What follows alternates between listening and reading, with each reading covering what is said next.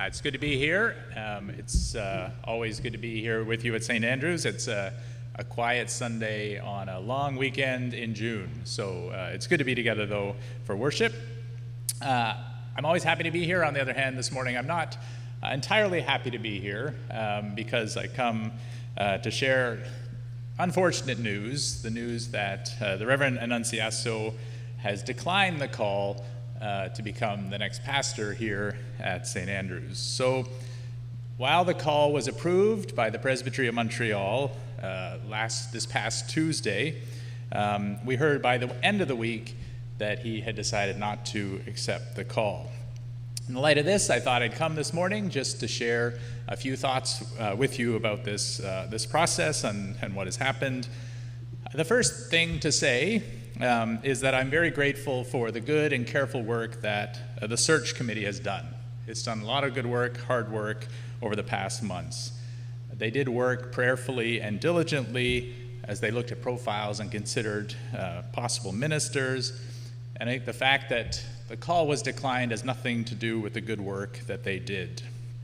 And in fact, although I think we all need a little bit of a breather over summer as a search committee, I think it'll be good to be back to that work in the early fall of doing the good work of looking for a new pastor for St. Andrews. I also thought it was important to say this morning that I'm very grateful for the work of the session, particularly the work that the session did over the past 2 weeks. When some questions arose with the candidate since he preached for the call, the session responded in good faith. The session responded creatively. They responded with a view to finding solutions. And the session did so even when the matters raised were issues that we thought had been addressed prior to the invitation to the call being made. So in all of that, my personal gratitude to the session for their good and faithful work during what was a challenging few days. So where are we now? Is a good question, perhaps.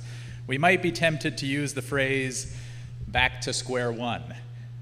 But I think in many ways that's not exactly a faithful phrase.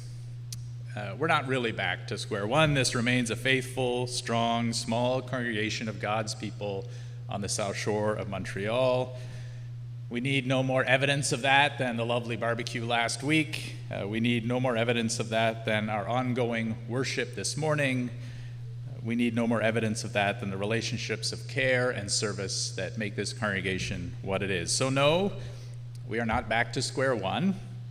We are those who know God's blessing in our lives and who can trust God's good purposes for us.